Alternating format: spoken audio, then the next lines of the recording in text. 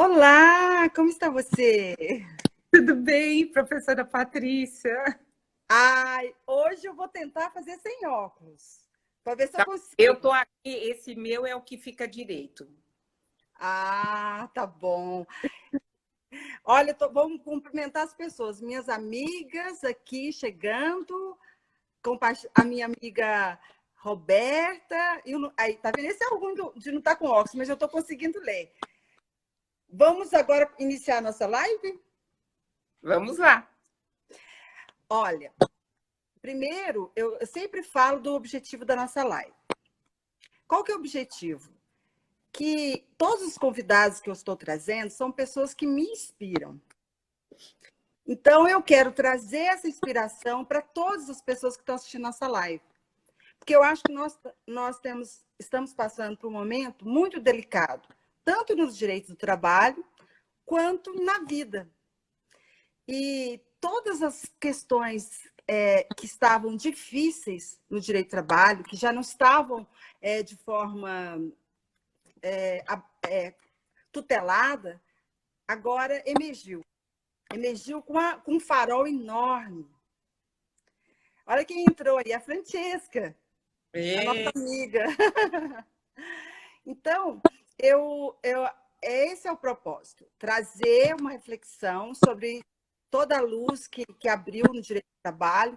E o seu tema de hoje é um tema que muito, a luz, ela não fez, ela fez uma rachadura, né, a meu ver. E, mas se antes de nós entrarmos no tema, eu gostaria que você falasse da sua carreira.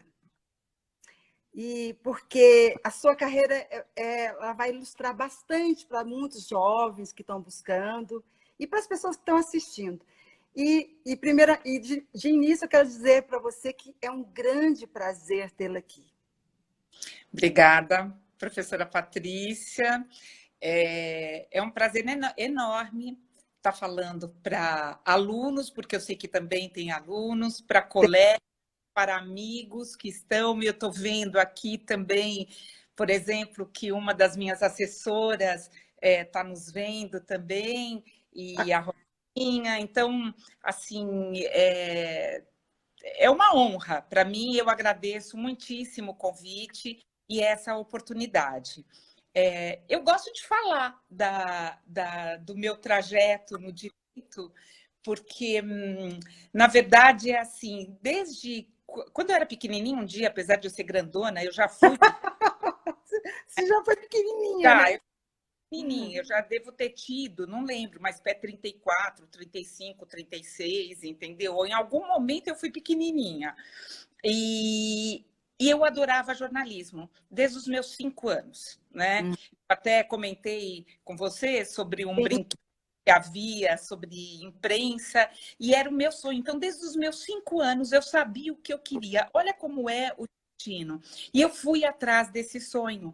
Quando eu cresci e pude estudar e fui para a faculdade. Só que era uma época muito difícil, né?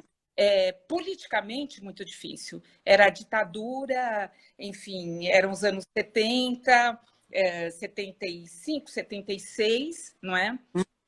E, enfim, eu só prestei USP, eram pouquíssimas as faculdades de jornalismo naquela época, eu só prestei USP, não entrei. Hum.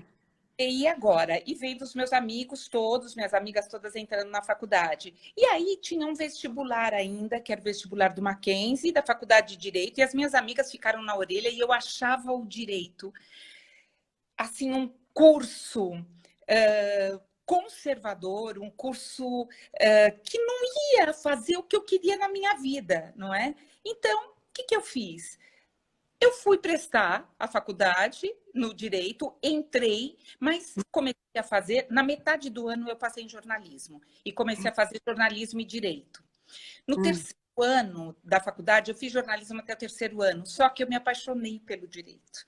Na verdade, eu tinha uma visão tão equivocada. Eu gosto de contar isso para os meus alunos, porque às vezes, hoje, eu dou aula para o quarto ou para o quinto ano. não é? Mas antigamente era o segundo ano. No segundo ano tem um monte de gente que não sabe o que está fazendo na classe, não é?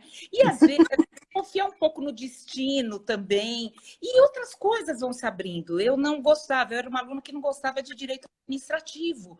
Até que, de repente, por alguma coisa, eu tive que estudar muito direito administrativo, passei a adorar o direito administrativo. Bom, fui fazer a faculdade e meu primeiro estágio foi com direito do trabalho. Foi num escritório Olha, muito, não é? Com advogados que eu aprendi muito. Eu era muito jovem, corria para lá e para cá, né? Ainda tem aquela época era diferente, né? era, nossa, Que a lembro gente assim, fazia rua, fazia nossa, estágio na rua. isso. Eu lembro de entrar correndo no metrô e deixar a bolsa para fora e as pessoas lá empurrando a minha bolsa porque eu tinha que correr para fazer o protocolo por causa do horário e tudo mais. Bom, e aí esse período da faculdade, o período como estagiária, foi fantástico, porque eu tive contato com grandes professores, grandes advogados até hoje, alguns já não estão presentes, e o meu começo de vida profissional também como advogada. Então, eu fui estagiária do professor Robortella, Luiz Carlos Amorim Robortella. Ah, eu também já tive o prazer de conhecê-lo. Eu trabalhei um período nesse escritório também, no Robortel. Ah, não acredito! Claro que eu não te falei isso, mas eu trabalhei lá um período bem pequeno. Mas eu convivi muito com o Robortella quando eu estava em Goiânia e eu fazia parte do Instituto Goiano de Direito e Trabalho, que a gente ajudou a fundar. Na verdade, esse instituto foi criado a gente tomando cerveja. A gente criou esse instituto lá, ajudou, né? Estavam 5 colegas, e aí a gente convidava o Robortella para ir lá fazer palestra. Aí eu o conheci. Mas depois, em São Paulo, eu trabalhei um pequeno período no escritório dele. Nossa, olha, a gente tem uns caminhos bem cruzados, né? Então, e o Luiz Carlos Robortella, ele me ensinou a amar profundamente o direito. Eu lembro que, assim, as petições que eu fazia, ele fazia um risco com caneta vermelha e falava assim, filhinha, não é assim, vem aqui que eu vou te ensinar.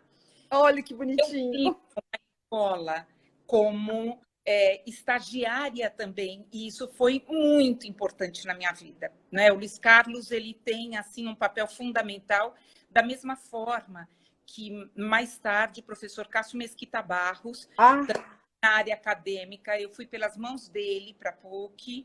O homem mais elegante, mais discreto que eu já conheci na minha vida.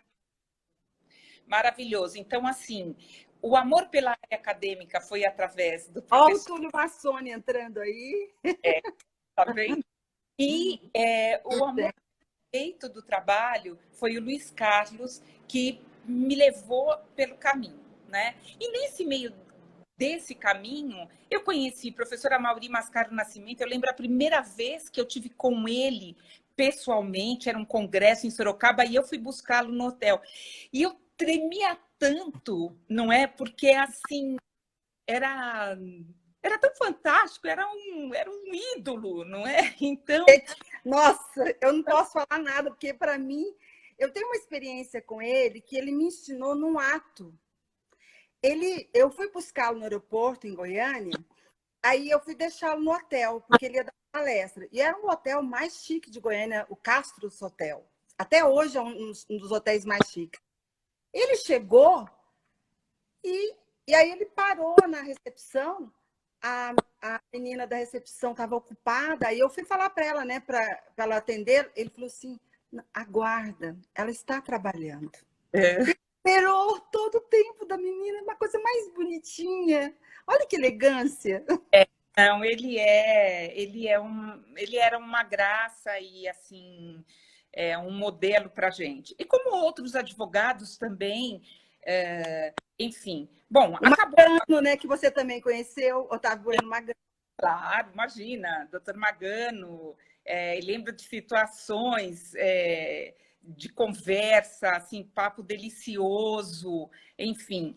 Mas, então, esse é o período, aí eu me formei, continuei trabalhando com o Robortella. Depois do Luiz Carlos, eu comecei comecei como assistente do Dr. Cássio na PUC e conheci uma outra pessoa de extrema importância na minha vida, que é o José Siqueira Neto, José Siqueira Neto. Né? O Siqueira, foi através dele que eu fui ter uma experiência diferente na minha vida, que foi com o movimento sindical. Né? Foi uma outra parte, eu fui contratada como advogada do Sindicato dos Metalúrgicos do ABC e foi um aprendizado assim também infinito. Ele é outra pessoa muito importante, são pessoas que assim, todo o carinho que eu tenho ainda é pouco por tudo que eles significam na minha vida, todos eles, né? E alguns advogados que mais tarde foram importantes no meu outro rumo de vida. E eu estou chegando lá. Olha, eu ouvi você falar da sua carreira, para mim assim, importante. Porque esse é o objetivo principal da nossa live. Eu espero que isso sirva como modelo de persistência e de acreditar, porque em alguns momentos a gente tem vontade de desistir de algumas coisas. Vou fazer uma entrevista de trabalho, de emprego, ou vou dar uma aula. Eu lembro que as minhas primeiras aulas eu entrava tremendo na classe, morrendo de medo, porque eu era muito jovem.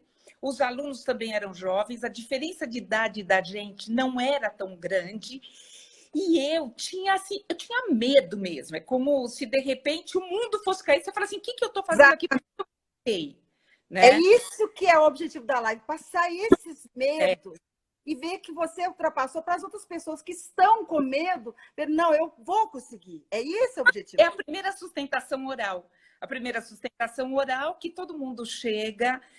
no tribunal e fala, olha, hoje é minha primeira sustentação oral. E falam com o maior orgulho do mundo. E nós, do outro lado, não é, como desembargadores, a gente, pelo menos na minha turma, nós sempre parabenizamos e falamos bem, e que deve voltar, que a gente espera revê-los, enfim. Não é? Mas, bom, e aí a partir da advocacia, até que chegou um determinado momento que eu fui convidada para trabalhar na primeira gestão do Partido dos Trabalhadores com o Celso Daniel. E foi uma honra trabalhar com o Celso Daniel. Eu fui procuradora-geral do município de Santo André. Foi muito importante, um outro grande aprendizado para mim. Bom, e depois disso, eu fui trabalhar com a Vânia. Parece que eu já tenho 200 anos, né? De tanto que eu trabalhei com pessoas. Você começou muito novinha. Você era neném. E aí eu fui trabalhar com a Vânia Paranhos. A Vânia Paranhos... Essa eu não conheço. Todos que você falou eu conheço. Eu não conheço a Vânia Paranhos. A Vânia, ela era uma das sócias do escritório do doutor Agenor Parente, não é? O pai dela é um dos fundadores, foi um dos fundadores do escritório. E a Vânia foi perito constitucional pela OAB, ela foi para o tribunal e ela me convidou para ser assessora dela. E eu passei um bom tempo como assessora dela. Agora já estou chegando mais na terceira idade, né? Então, aí eu fiquei com a Vânia um tempo, resolvi que eu achei que a assessoria tem um tempo, eu acho a assessoria ela tem um tempo, depois ela era diferente do que é hoje, não é? Porque as matérias eram muito iguais. Eu queria dar impulso, estudar mais, enfim, fazer outras coisas. E eu voltei à advocacia. Né? Eu me formei em 80 e eu advoguei, então, por mais de 2 décadas, até que o doutor Agenor Barreto Parente, o doutor Ari Castelo conversaram comigo porque ia ter uma vaga para o 5º no tribunal. O Ari Castelo é o pai do... Pai da Beatriz Castelo. Não, ele é tio do Jorge.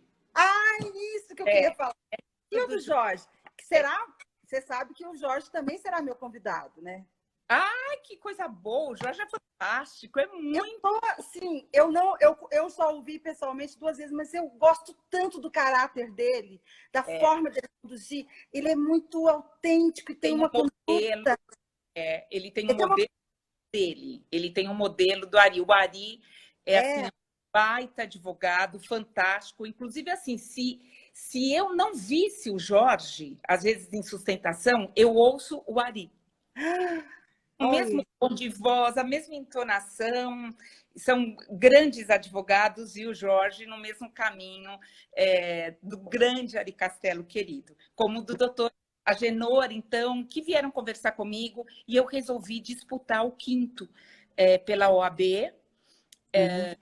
Isso foi em 2006 que eu tomei posse, não é? E foi muito grande. Então, quando eu te falo que às vezes acontecem algumas coisas no caminho da gente, a gente não sabe por quê. E às vezes parece que tudo está indo contra você. E esse foi um momento, a disputa na OAB, porque assim, as pessoas acham que é fácil. Não, não é fácil. Se o juiz que vem de carreira tem um concurso e depois ele tem anos para chegar até o tribunal, nós temos a advocacia, não é? E temos também esse concurso que é para ir para o tribunal. Essa escolha que é uma lista sêxtupla e é muito difícil, não é? Depois, uma lista tríplice no tribunal, e evidentemente que são advogados, é o que a gente espera, que sejam advogados que sejam reconhecidos pela ordem, sejam reconhecidos naquela área. O quinto é de extrema importância, porque ele é uma lufada, o quinto é uma lufada de ar no tribunal. É um momento onde eu acho que a gente leva a experiência da advocacia, que é desse outro lado do balcão, não é? E levando as aflições para o outro lado e em contato com a magistratura, aqueles que vêm de carreira, para que haja um equilíbrio, uma intersecção, não é? Nós com a carreira. E eu acho isso muito produtivo, é a forma que a gente tem de equilibrar essas experiências dentro do judiciário. Então, eu sou totalmente favorável. Eu fico muito feliz de você tocar nesse assunto, porque eu acho que poucos conhecem essa dificuldade de entrar no quinto, a importância do quinto. Mas eu vou te colocar uma perguntinha um pouco pimentadinha. É uma pimentinha. Eu queria saber de você, logo que você poderia continuar falando ainda do que você estava pensando, mas que me respondesse se você percebeu, ou se aconteceu com você, ou você acha que há discriminação para as pessoas que ingressam pelo quinto. Tá. É uma pimentinha, assim, desculpa. É a pimenta daquelas, né? Mas eu acho que existem conceitos diferentes, não é? Então, a discriminação, evidentemente que alguns podem ter passado por essa experiência ruim. Eu realmente não tive nenhuma experiência ruim, ao contrário, como eu sempre fui uma advogada muito atuante na área trabalhista, indo para tribunal, primeira instância, segunda instância. Então, eu fui recebida com um imenso, imenso carinho, como até hoje eu sou. Né? Eu tenho colegas, excelentes colegas e amigas dentro do tribunal e amigos dentro do tribunal, que tem colegas também que entendem que deveria existir. Agora, a partir do momento que existe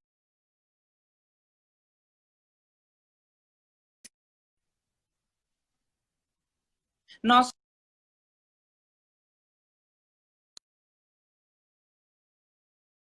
somos muito bem vistos, isso evidentemente não. Ô, minha querida, algum problema aconteceu aí. Isso, eu te via, mas não te ouvia. O teu vídeo está parado. Eu também. Mas agora a gente vai ter que gravar tudo de novo. Você vai continuar. Eu gravei, depois não sei se a gente junta. Você continua de onde você estava. Porque eu estava falando sobre o quinto, da importância do quinto, Isso. E você fez aquela perguntinha apimentada. Então, assim, colegas que entendem que não deveria haver o quinto? Sim, no Brasil inteiro.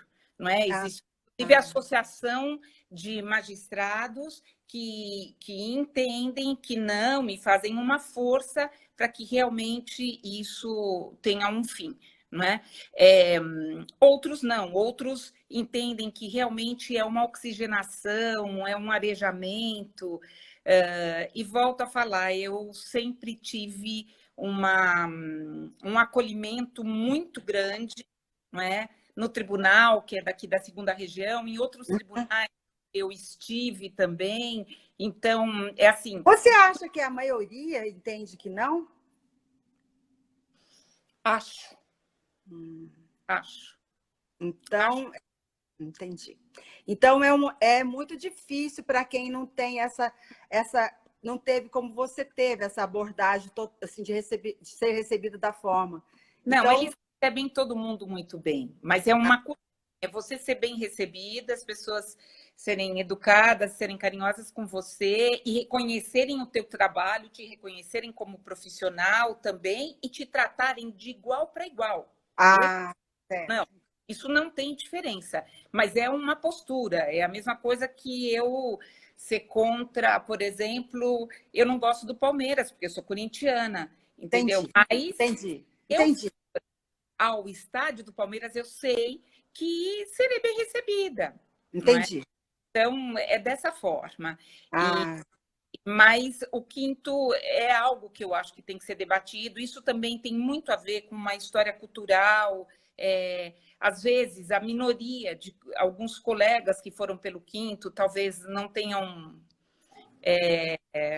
trilhado um caminho que se esperasse. Então, eu acho isso. Mas nós temos, por exemplo, aqui no TRT da 2ª região, nós temos um grupo muito bom de excelência do quinto. Pessoas que são estudiosos, professores envolvidos com a carreira, sabe? Com a magistratura e num perfeito entendimento do que significa o judiciário e a importância do judiciário trabalhista, principalmente nesse momento.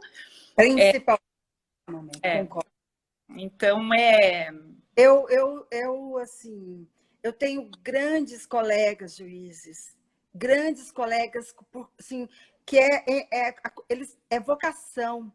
Então, assim, eu tenho uma relação com o juiz muito boa. Eu assim, eu trago essa história não só pela advocacia, mas como aluna. Eu fui muito aluna de juízes, né? Então, assim, eu acho que esse momento todos nós temos que nos unir.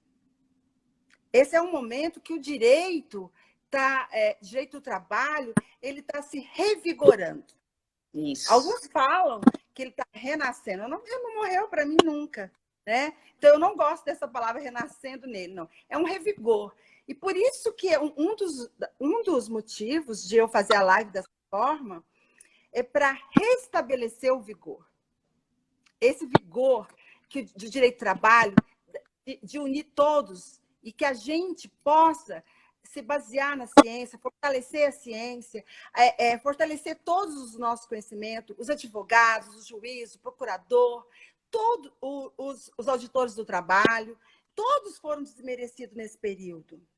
Então, agora é a hora da gente colocar um vigor com a ciência. Por isso que eu lhe convidei.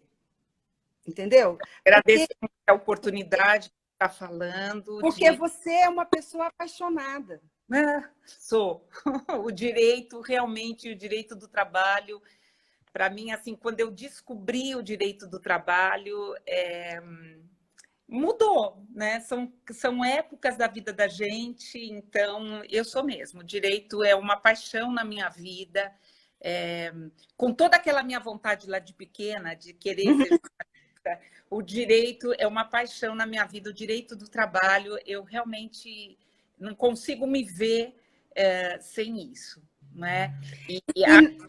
Esse período é muito importante para a gente falar sobre as mulheres, não é? Exatamente. Por isso, mais ainda, você vê, olha que sorte que eu tive. Eu tive uma sorte enorme de convidar você, uma mulher, uma grande profissional e falar sobre o tema das mulheres. Então, agora vamos entrar no tema? Vamos lá. Então, vamos lá. Esse é um período muito difícil para a gente, não é? A pandemia, ela trouxe para todos nós uma experiência diferente, distinta. Então, assim, da noite para o dia, eu lembro, por exemplo, o tribunal resolveu fechar. A gente não estava esperando que isso acontecesse naquele dia, não é? As coisas estavam começando, então era, enfim.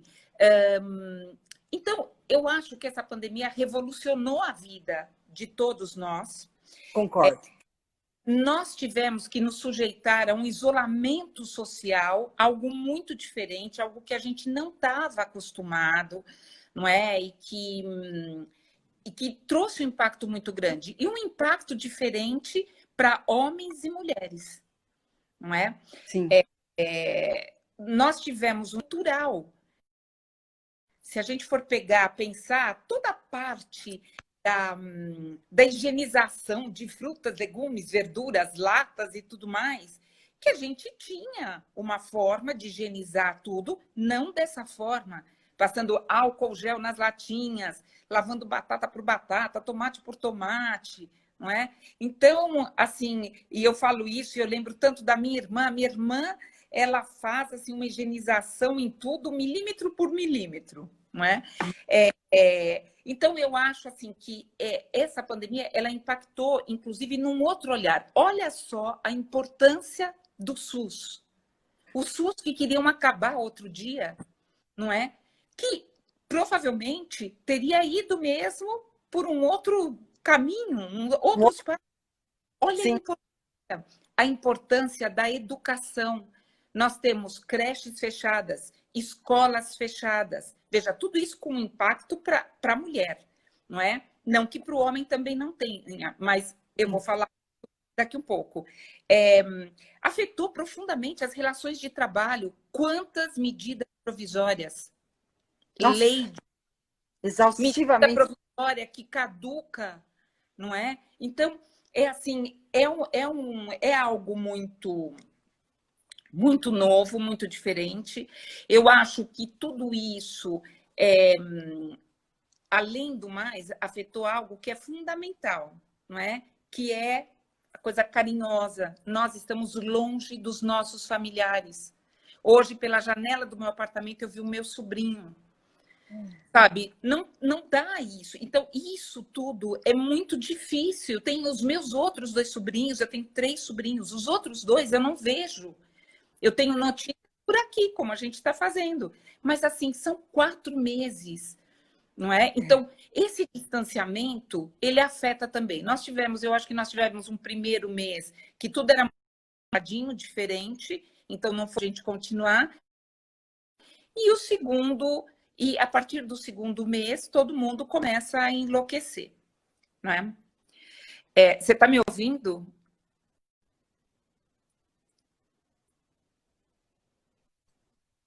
Você está me ouvindo, Patrícia?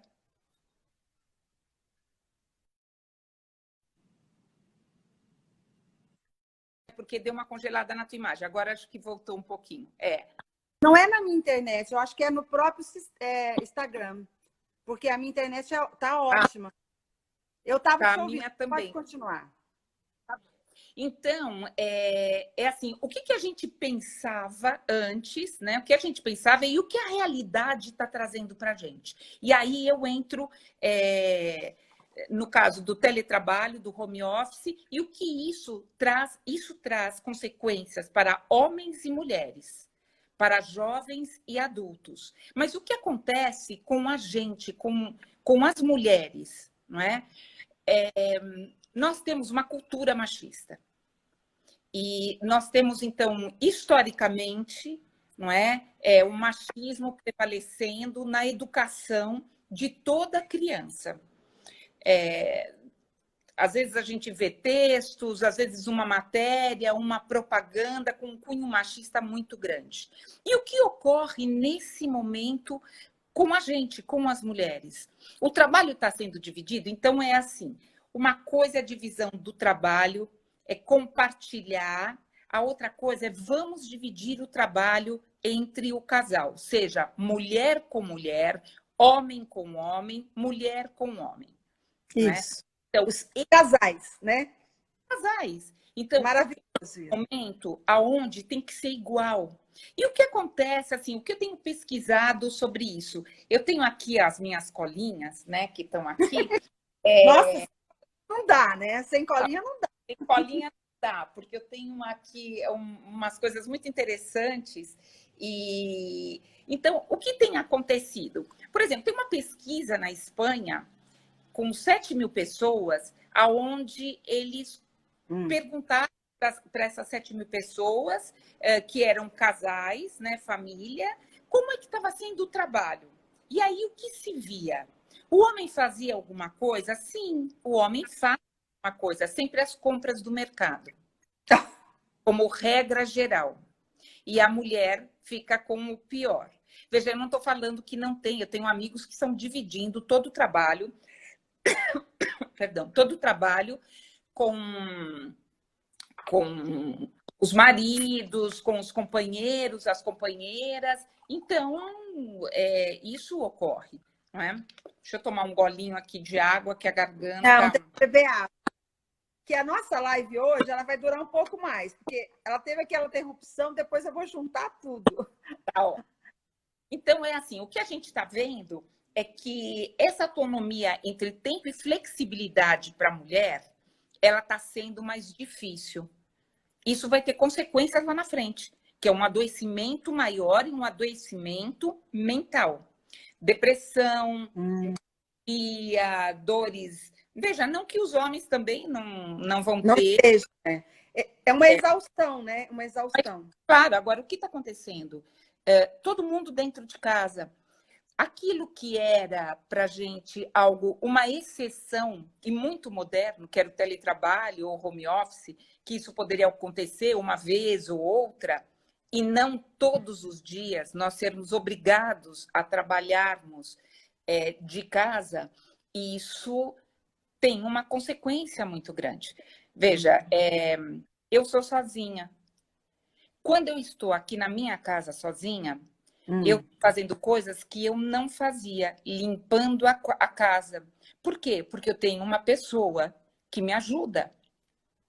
E nesse momento, ela não está, por uma questão de saúde, não é? Ela não está. Então, o que acontece? Primeiro, o trabalho aumentou. O trabalho aumentou para todos nós. A gente não tem mais hora, não tem mais sábado e domingo. É verdade. Homens e mulheres.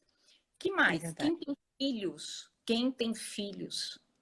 Então, no mesmo ambiente, você trabalha, tem filhos, hora do jantar, que eu acho assim o máximo. A hora do jantar, companheiros à mesa, filhos à mesa e mais um convidado que é o celular ou o computador. Por quê? Porque você tem que responder uma questão que foi feita pelo seu trabalho. Vou te falar, por exemplo, eu tenho um grupo que são muito queridos. A Val, o Lucas, a Iris, a Rosa, a Débora, a Melinha, o Sidney. Eu acabo falando com eles em horário que não deveria. Eles acabam falando comigo também, me mandando coisas em horário que não deveria. Entendi. E a gente não consegue, nós não estamos conseguindo colocar um limite para isso, não é? E aonde, então, isso vai nos levar? Bom, mas ainda dentro dessa, acho que é importante falar sobre essas doenças, a síndrome de burnout ou burnout, não é? Que as pessoas falam. Burnout, né? Eu tenho falado muito. Então, é assim, como é que isso vai impactar? Não é? O que isso vai trazer para as nossas vidas? Porque a gente não sabe como vai ser daqui para frente. Não é? A gente não sabe se vai ter um impacto negativo. Assim, nós estamos expostos a tudo isso, ao machismo, isso impacta de forma diferente para o trabalho da mulher.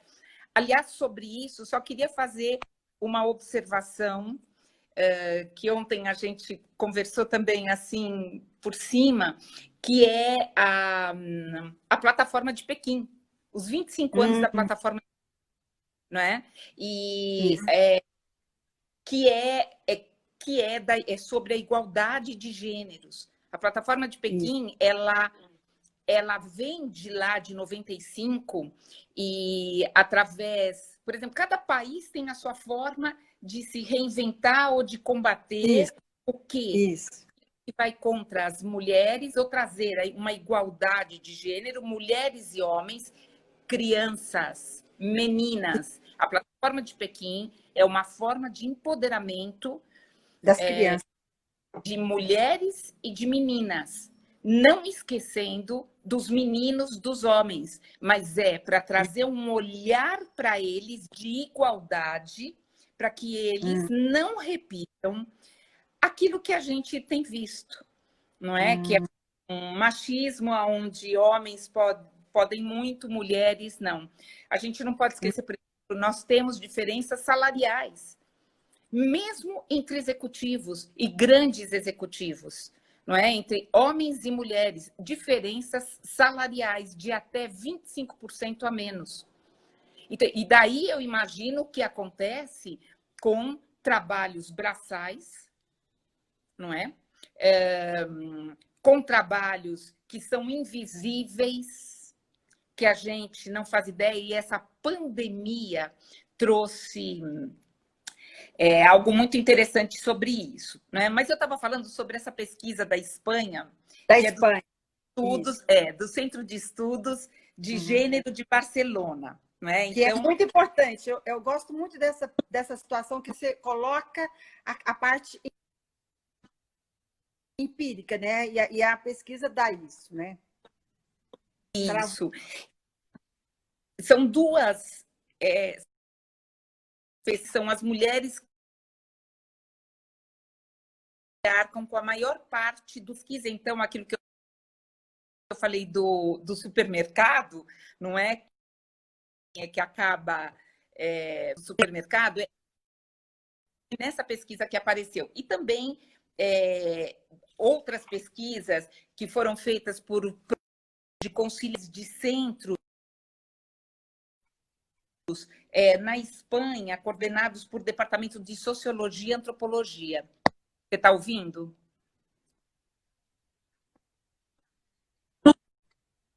Eu não sei como que faz para tirar. Mas agora eu estou te ouvindo direito, agora está bem, não travou. Então tá, vamos tentar. Porque eu acho que comentários, eu acho que o Instagram deve estar congestionado hoje. Pode ser. E aí, porque. Mas bom, vamos continuar. Tá bom. Então, essa pesquisa, eles falam o seguinte, o resultado dela. Eles falam assim, as mulheres com filhos menores que trabalham à distância sofrem a maior parte do estresse do confinamento.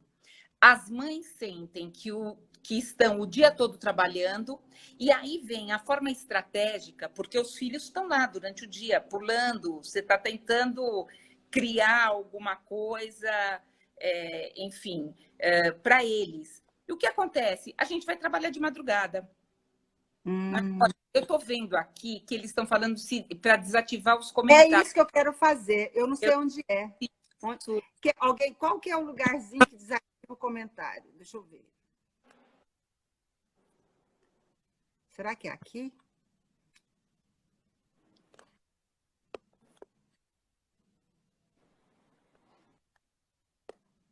Acho que agora eu consegui. Conseguiu? Vamos lá. Vamos ver. Tá bom. Então, e aí, independentemente dessas pesquisas, o que a gente tem visto em relação às mulheres? E eu quero trazer exemplos, alguns poucos exemplos, mas que são muito fortes dos invisíveis. Sabe, professora Patrícia, que nós temos mulheres que trabalham como coveiras. Nossa! A pandemia, sim, mas aí todos estão expostos. Mas imagine o seguinte, nesta pandemia, aonde esses coveiros, homens e mulheres, estão ali trabalhando mais de 12, 15 horas por dia, não é? Essas pessoas vem as famílias que vão despedir do seu ente querido, que não chegam perto, ficam longe e, no máximo, aquilo tudo dura 10 minutos. Eles estão ali, enterrando os caixões que podem trazer algum problema, eles estão ali, não é? Depois eles vão para suas casas. Eles vão para suas casas, como os domésticos também, de transporte coletivo. Transporte coletivo, como, por exemplo, aqui em São Paulo, onde tudo está sendo aberto, flexibilizado, e o transporte coletivo lotado de gente. Né? Eu li que uma das moças que limpava o ônibus no final, no ponto final, ela falou, olha, é um paninho que eles me dão com álcool no começo do dia. Nossa. Cada vez que chega o ônibus, eu limpo, enfim, os assentos, tudo com o mesmo pano o dia inteiro. Então, segurança, qual é a segurança que essa flexibilização traz? Evidentemente que a gente tem que pensar nos empregadores também, porque o que vai ser uma demissão, as demissões já são em massa, uma quebradeira enorme, não é? O Estado que não protege o pequeno e médio empregador. Então, isso tudo é muito difícil, não é? Bom, mas a gente tem, então, principalmente as mulheres na linha de frente, que são as mulheres na área de saúde. Você sabe que entre os médicos e médicas, nós temos quase 50% no mundo inteiro de médicas. São 47,5% de médicas, né? Então, de mulheres trabalhando na área da medicina como médicas. No Brasil, essas médicas, no total de médicos, são 67%. E algumas ganham, então, como eu falei agora há pouco, 25% a menos do que vários médicos. Eu não estou falando de uma elite, não é? Eu não estou falando de médicos que são famosos, que têm um nome enorme, enfim, eu estou falando como regra geral. E tudo isso... Do senso comum, né? Tudo isso notado e trazido para a gente através do IBGE, não é? Então, é assim, nós temos na linha de frente de saúde enquanto mulheres. Por exemplo, 70% do pessoal da área de saúde, no total, são mulheres. Nessa área de saúde, nós temos parteiras, faxineiras, psicólogas, nutricionistas, lavadeiras. Veja, as lavadeiras que ninguém lembra que elas estão também lá na frente. Elas estão lavando. Verdade, isso é verdade. As faxineiras, não é? As faxineiras. A minha amiga Ana, que é médica, está falando aí, ó, verdade. Está aí a minha amiga Ana falando. Então, e aí, por exemplo, as enfermeiras que estão trabalhando 12 horas. Você imagina o seguinte, esse pessoal na linha de frente está trabalhando com fralda, porque não dá para ir ao banheiro. Porque se for ao banheiro, a pessoa tem que tirar toda a roupa, se desinfetar, depois colocar uma outra roupa, se desinfetar de novo e voltar. Né? Então, é assim, qual é o problema para as mulheres, por exemplo, que às vezes as pessoas não pensam? Mulheres menstruam. Como é que faz? Nossa, nesse período, eu estou falando nesse período de pandemia. Que caos! Que caos! Então, é muito difícil. Caos. Então, são coisas que as pessoas não pensam, e sem falar que alguns hospitais não provêm isso. Eles não dão uma assistência de instrumentos de trabalho em relação a isso. Onde a gente vê na televisão, falta luva, falta máscara. Professora, a senhora não acha, você não acha que não, é difícil para todos, até para o dono do hospital também hoje? Acho. Eu acho que isso é difícil para todo mundo. Eu acho que assim, é uma crise muito grande, não é?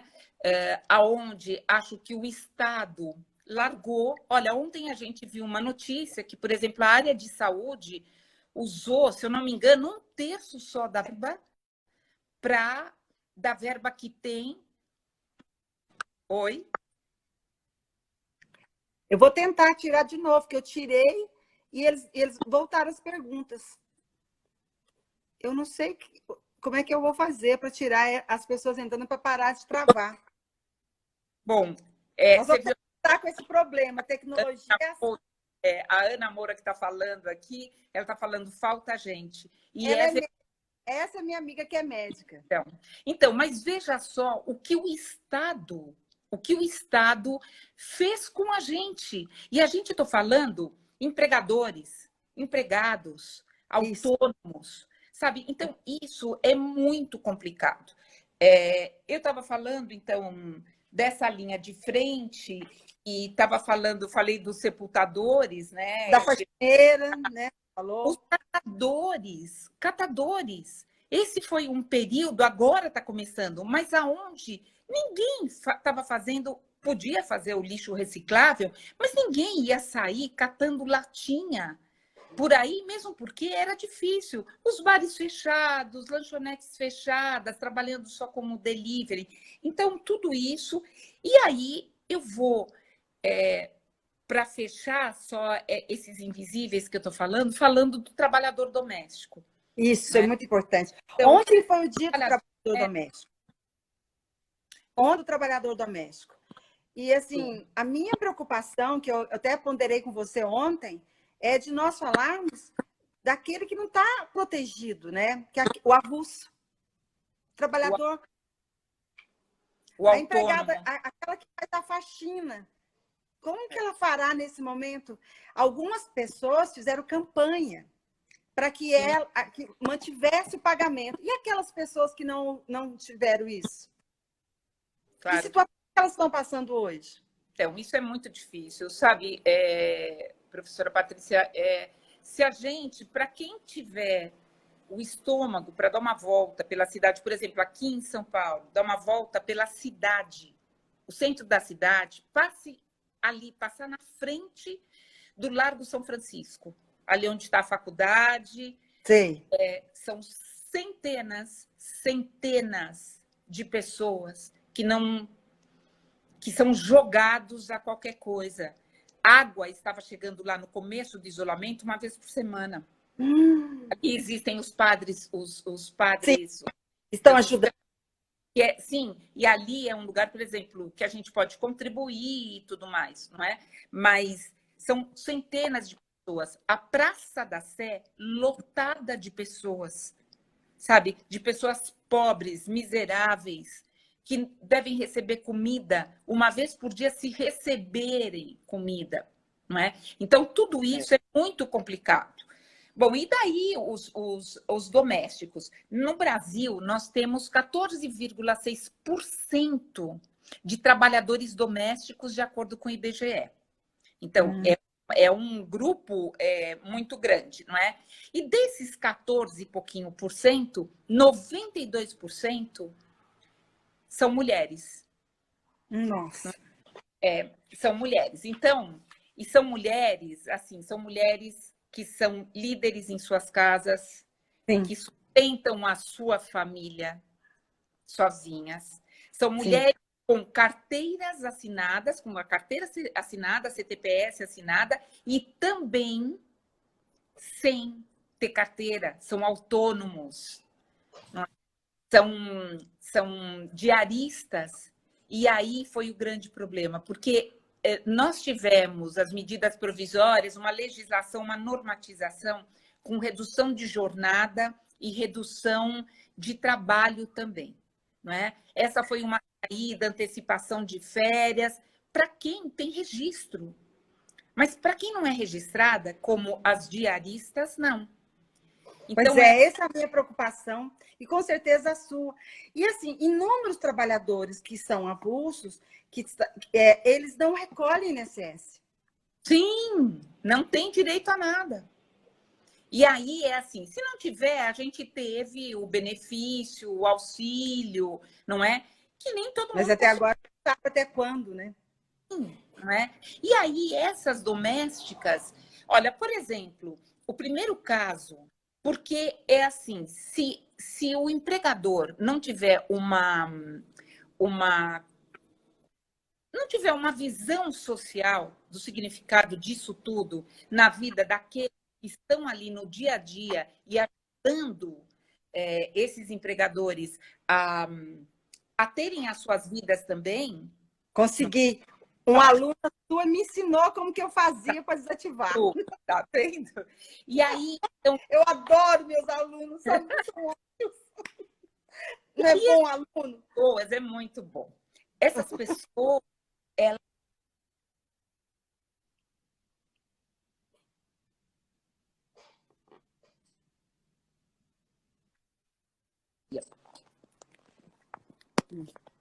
Essas pessoas, elas pegam transporte público. E esse transporte público, através do transporte público, como a gente falou, os ônibus estão lotados. Veja, não tem janela suficiente, tem ônibus, inclusive, o Rio de Janeiro tem ônibus que tem ar-condicionado, não é? Nesse momento, você não tem uma ventilação, a ventilação é só artificial, então um monte de problemas. O que aconteceu? A primeira pessoa que a gente tem, que a gente sabe que pegou Covid, não é? Foi no Rio de Janeiro e foi uma empregada doméstica. E a empregadora dela tinha voltado da Europa, com certeza não devia saber que estava com o vírus, e essa senhora de ir para lá e vir para cá, veja, ela nem ia todo dia. Eu li que ela passava a semana lá. Mas bastou voltar. Na primeira semana já, ela foi infectada e ela veio a falecer, não é? Então, quantos casos assim devem existir? No caso das... só um pouquinho para o posso ficar mais na tela. Isso, um pouquinho mais. Vou colocar mais para cá. Aí, assim? ótimo. Tá. E que não estava aparecendo seu rosto. Poxa vida, daí apareceu meu Você pescoço, é tão linda. horrível. Você é tão linda. Você parece. Não, é sim. Então, e aí essas pessoas, essas diaristas, não é? Claro que é complicado, porque às vezes os empregadores também já perderam o trabalho, não é? Já não tem, já estão com um saldo mensal diminuído. Agora, outras pessoas não. E aí se aproveitam de um determinado momento para descansarem. Então, é assim, porque, claro, você tem um problema que é a exposição do outro e a sua exposição também, não é?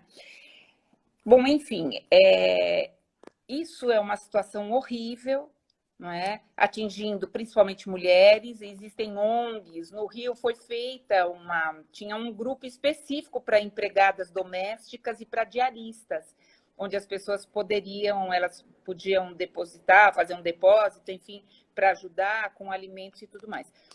Mas, enfim, o que eu queria falar é que, para nós mulheres, isso tem sido um momento muito difícil, para os homens também, mas em razão, por causa da cultura mesmo que nós temos, isso é uma coisa muito...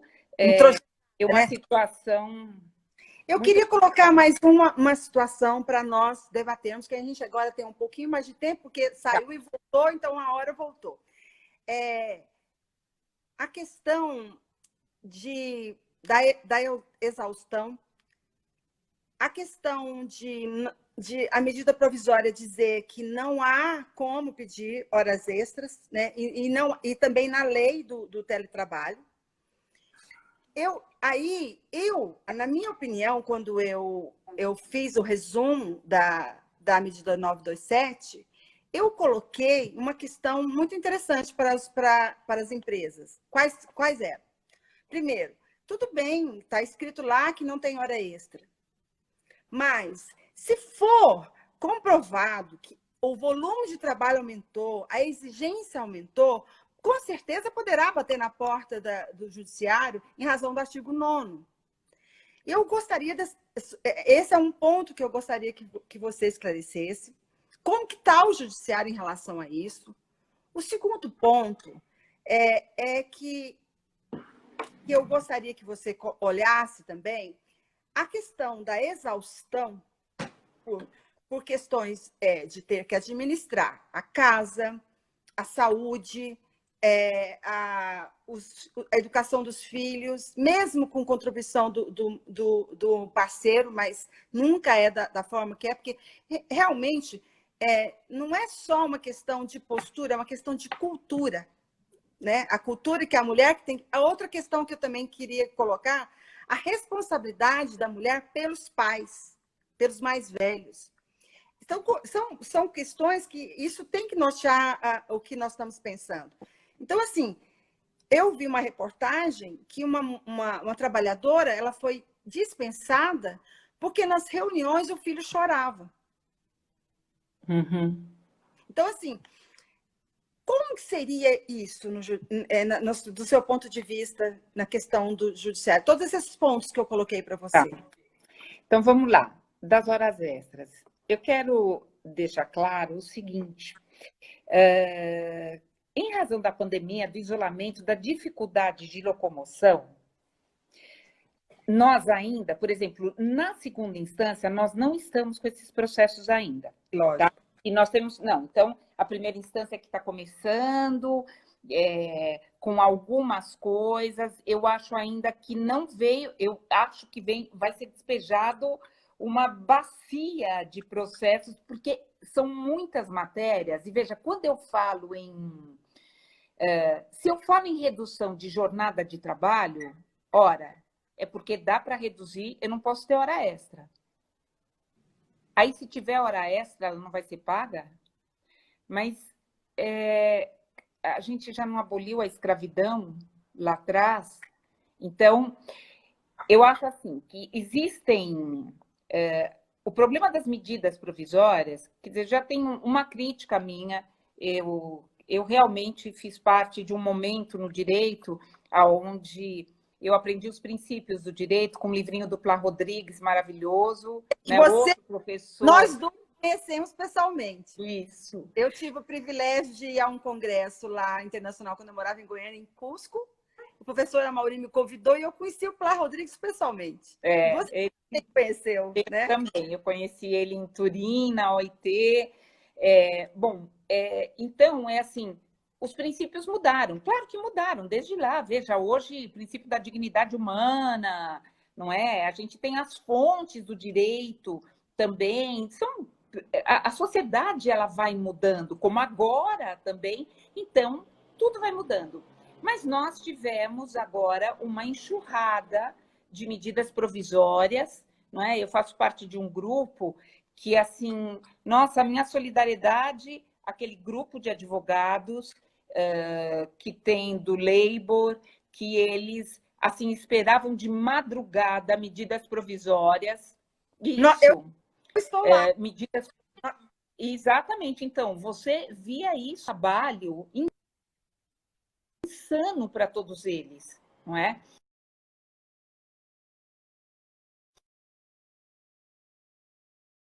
Começando, o que a gente tem tido são outras matérias de depósito recursal sendo substituído por uma ISO, tem outras coisas, mas, então, as horas extras. Se as horas extras ficarem caracterizadas dentro daquilo que a medida provisória está falando, ela não vai ser uma hora extra, se tiver caracterizado dentro do que a medida provisória fala. Agora, vamos lá, de novo eu vou falar. Reduziu a jornada de trabalho e precisa fazer hora extra? Pois é. Então, agora a gente também tem que lembrar, assim, nós temos vários juristas, eu lembro quando lá atrás se discutia sobre a garantia de trabalho, sobre a jornada de 6 horas, turno ininterrupto. O que era turno ininterrupto? E eu lembro muito do professor Magano, porque o professor Magano, ele dizia o seguinte, saiu para ir ao toalete, o turno interrompeu. Então, não são as 6 horas. Veja, nós demoramos, eu acho que de 5 a 8 anos, para termos uma jurisprudência do TST sobre isso, que isso não significaria uma interrupção, né? A interrupção de...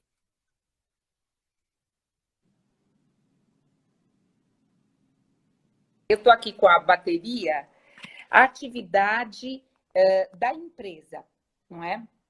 Então, é isso. Aqui vai ser igual também. Veja, nós temos o problema, o que era discriminação até um dia antes do isolamento, discriminação por idade, e aí eu vou falar dos idosos. De repente, não tem mais discriminação por idade, porque eu estou protegendo a vida daqueles que estão na terceira idade.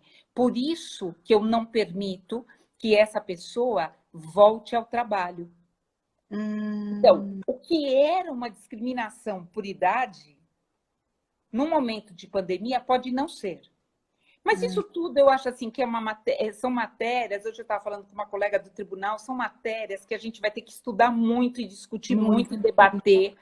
Vão ser várias decisões. Um momento muito rico. Eu conversei com o professor Alberto Leve na primeira live. Eu ponderei, porque ele era o trabalho ágil, né? Que é uma espécie do trabalho à distância na Itália. E eu falei com ele sobre a sobrecarga de trabalho, tanto não só para as mulheres, mas para o homem, no teletrabalho. Que eu tenho um colóquio que a Francesca e o Túlio organizaram. A professora da Itália, o professor da Espanha e a professora de Portugal, todos eles foram uníssonos ao afirmar que os trabalhadores em casa, à distância, né, o teletrabalho, pode ser, porque não sei qual a espécie que vai ser ali acolhida, eles estão sobrecarregados. Eles, igual você ponderou. Então, assim, houve uma... E assim... Essa é a exaustão. Essa é a exaustão. Então, e aí essa exaustão, que é o que ontem nós conversamos, ela fez com que a mulher ficasse com problemas de saúde, ela tivesse, ela não conseguisse executar as funções de forma correta, ela, consequentemente, foram dispensadas. E uma outra questão também, que elas, além de... elas também pediram demissão. E, além disso, o risco que eu fiz um estudo de nós temos um retrocesso da colocação da mulher no mercado de trabalho. O que você acha? Vamos ter. E vamos ter. Veja, nós somos, volto a falar, pode ser cansativo isso, mas assim, nós estamos numa sociedade machista.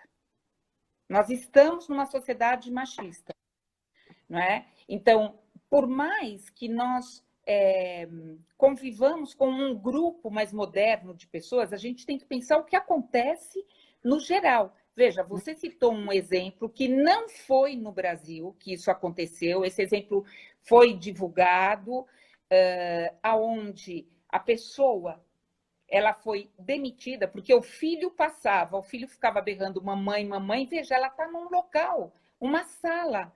Eu posso me dar o luxo de não ter esse problema, porque eu estou sozinha aqui. Agora, se eu tivesse filhos, como é que você vai segurar uma criança? Ora, nós tivemos caso no Supremo, no STJ.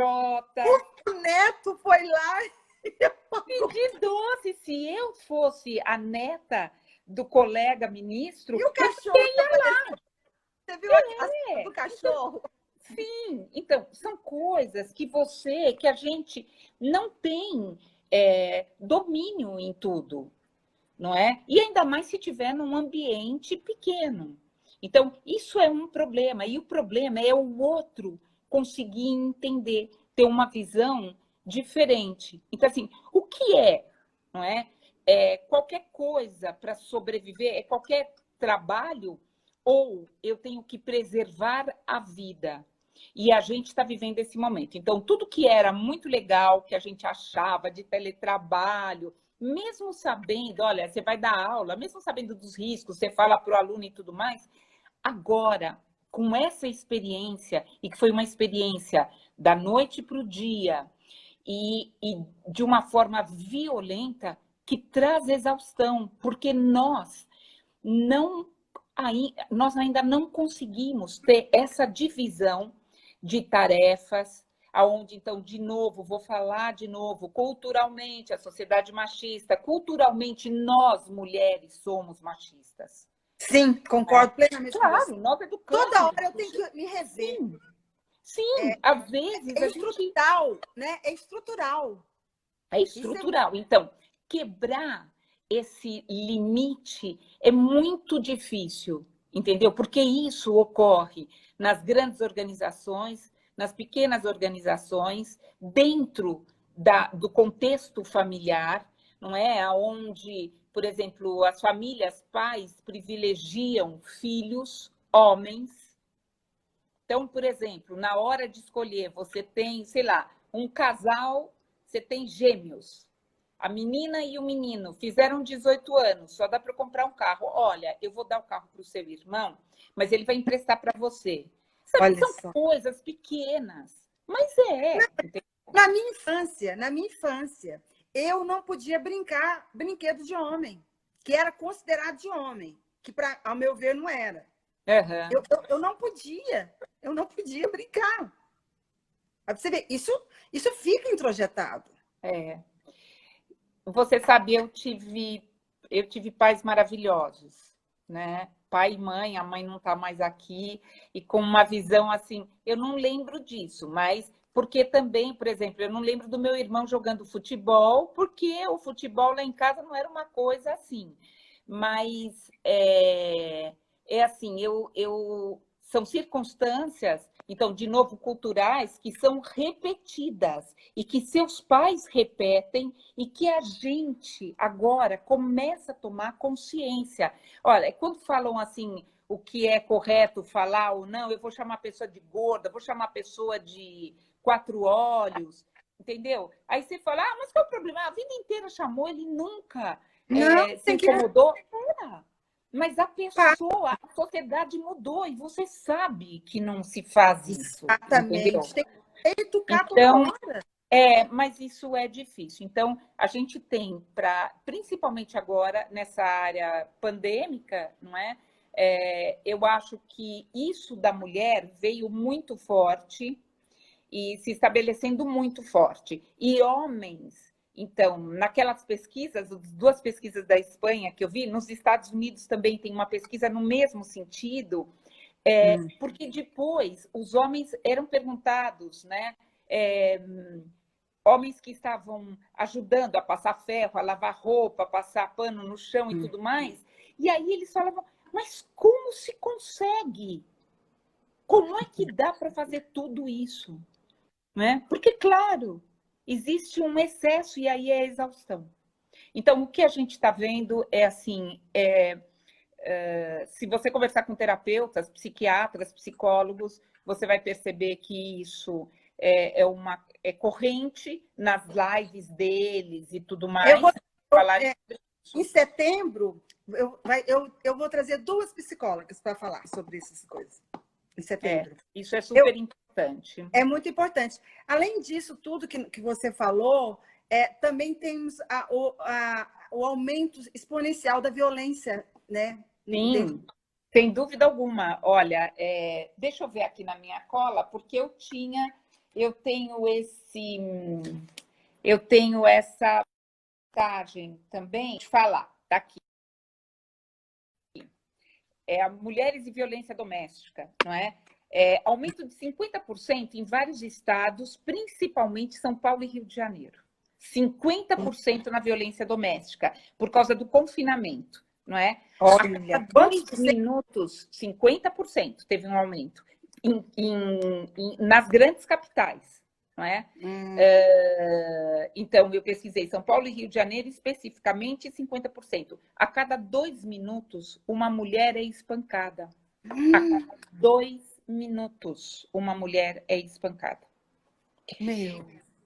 80% das agressões elas são cometidas dentro do núcleo familiar e principalmente por parceiros. E eles dão 80% também para os parceiros.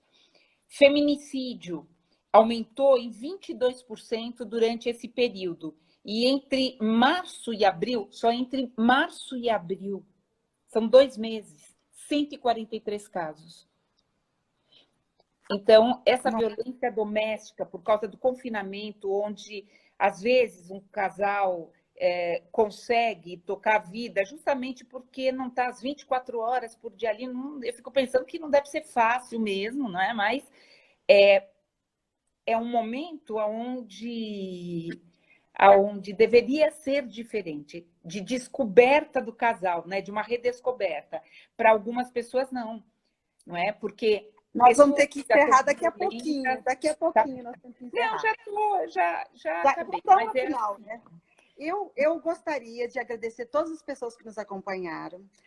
Agora, agradecer muito você, porque eu achei a live assim, muito esclarecedora, informativa. Eu aprendi bastante com você. Agradeço muito a sua presença. E como diz a Clarice Lispector, é uma grata surpresa. Não é a Clarice, é a Adélia Prado. Adélia Prado.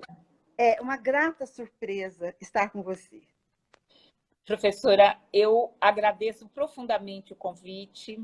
É uma delícia a gente poder falar sobre algumas coisas. Agradeço todo mundo que está aqui com a gente. É um prazer enorme. O meu muito obrigado e desejando que nós, mulheres, estejamos lutando em razão dessa igualdade de gênero. Exatamente. Muita paz, com os nossos direitos observados, a dignidade humana.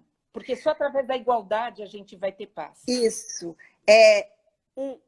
Quando eu fui fazer minha entrevista no doutorado, e o meu tema está ligado a princípio, o entrevistador me perguntou qual é o princípio que você considera mais importante. Eu falei, igualdade. Ele parou de fazer entrevista comigo, eu passei na hora. Um beijo. Um grande beijo para todo mundo. E um beijo em você. Obrigada em você também. Tchau. Tchau.